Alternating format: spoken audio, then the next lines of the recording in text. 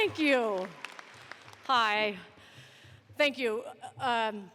First, before I begin my remarks in earnest, I would like to acknowledge the absence of Naomi Tutu and say that I think that we all can recognize that her absence is a loss, and that and I can really understand that how important it is to see yourself represented, to understand yourself in the words of someone who can stand in front of you and express ideas and experiences that resonate with you.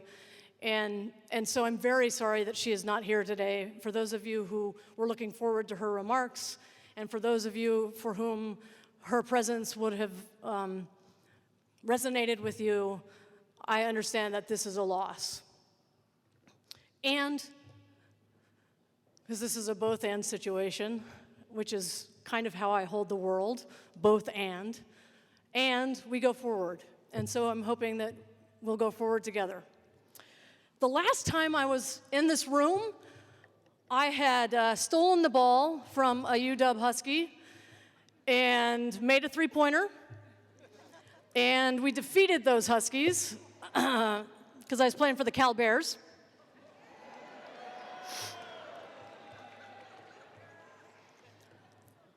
Yeah, it still feels good. All right. So when I was asked to speak yesterday at 2 p.m., 28 hours before the ceremony began, I thought, sure, that'll be fun, invigorating. And then the familiar voices of self-doubt started chiming in. Who am I to fill in for Naomi Tutu? What do I have to say that matters? What will come up? What will I come up with in 28 hours? Well, actually now 27. That will be profound, interesting, deep, or even catchy. Heck, I would settle for kitschy at this point. It was in that too familiar space of self-doubt. No, actually, that's too mild for what I was feeling.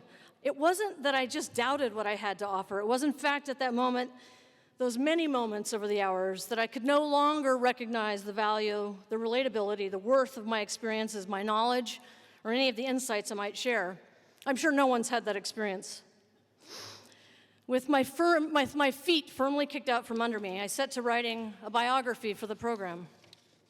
And I felt my brain begin to whirl. It actually started to whistle just a little bit. What would I tell you I had done?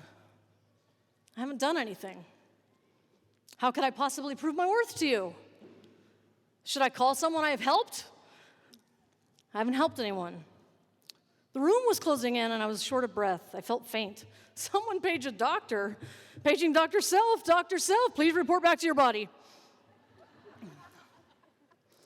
I read and reread the bio I wrote, and all I could hear in my head was, Dr. Self has done some stuff for some years with some people about some things. This is ridiculous. I have a perfectly good bio on the Q Center website. Dr. Self is invisible. No, not that superpowered. Dr. Self is unknowable. No, not that mysterious. Dr. Self is illegible. Right. That's when I realized that I was coming up against it. Like so many of us as students, so many of us in the audience, so many of us, why we're drawn to social work in the first place. Because we have had the experience of being illegible. We know what it feels like to be erased. We know what it feels like to take into our own being homophobia, heterosexism, racism, ableism, ageism. We know what it is to take that in without even knowing we're taking it in and starting to believe it and starting to enact it on ourselves. That's what I was doing when I was writing my biography. I thought, I can't stand in front of them and say the word queer. I can't tell them anything about gender. That's not a safe place. So I erased myself, and I started to feel illegible. Two people that I love who are theorists write about this illegibility. Patricia Hill Collins, a black feminist, talks about the matrix of domination, homophobia, and these ideas of gender norms, the things that I had in my heart that I wouldn't allow myself to write the biography. Those are two threads of this matrix that were keeping me from sharing myself with you. Just two threads of this matrix that you know so well about, right? You've been studying it for however long, and you've been living it for even longer. Isn't it at the crux of that illegibility where those norms define what is human and what is not human, what is normal and what is not normal? Isn't it at that crux that social work exists? Isn't it at that place where we, you, me, them, isn't it at that space that we take up our work? That we step into the fray and say, no more illegibility. I will not be invisible. You will not be invisible. They will not be invisible. No longer will injustice prevail. That is the heart of our work. That is the heart of our work.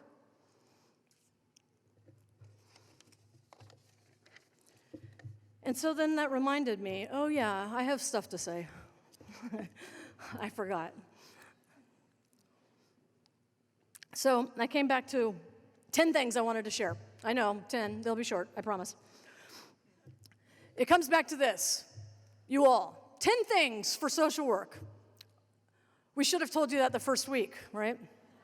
You could have saved a lot of money. 10 things. Critical consciousness. Critical consciousness.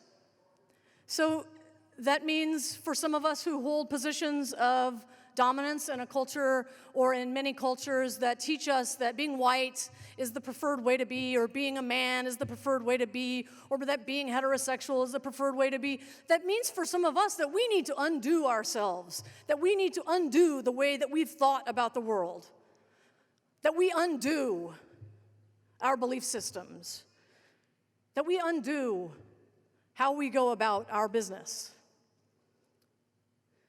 It means for others of us that we continue being as fierce as humanly possible in the face of those borders that define us as illegible or inhuman.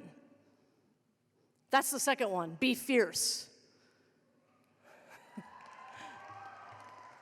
Be fierce. And this means many things to many people.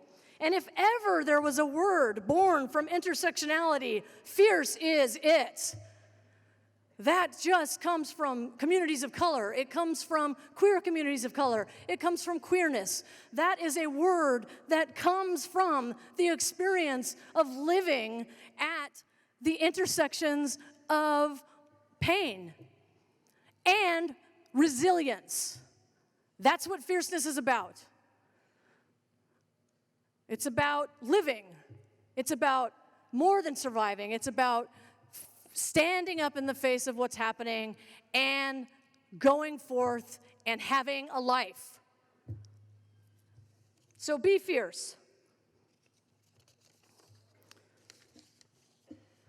Deconstruct. Okay, now that doesn't mean blow things up.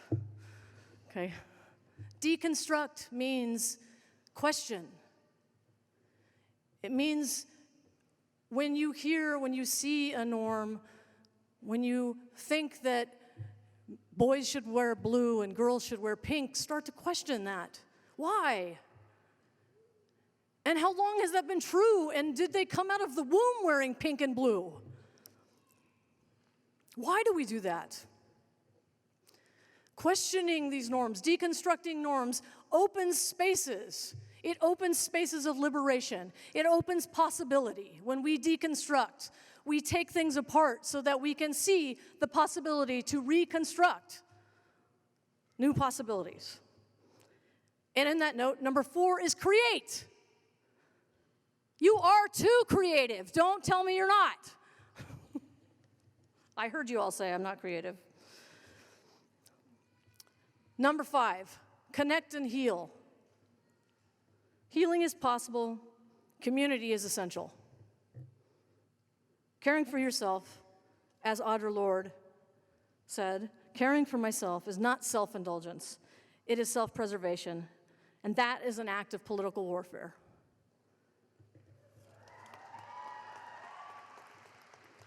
Social workers, you are going to have to care for yourselves. And there are going to be people in your lives who are going to tell you you are selfish. And you're going to have to tell them you're being fierce. And deconstruct their nonsense and walk away and take care of yourself. All right? Be humble. Number 6, be humble. The number of things I don't know is so numerous. It's really amazing how many things I don't know. And just when I think I know something, I find out I don't know about 100 more things than I think I know. Consider the possibility that you might be wrong. When you're arguing so hard to be right, take a step back and think, maybe I'm wrong. It's hard for those of us raised in the United States. And allow yourself to be transformed by the realities of others. They are realities. They are realities. They're not stories. They're not made up. They're realities. Allow yourselves to be transformed by them. Humor. Number 7, bending the arc of justice is hard work, but we needn't be so sullen about it. You can have some fun. Find joy in your colleagues, the people with whom you organize, your clients, the systems with which you battle. Find humor.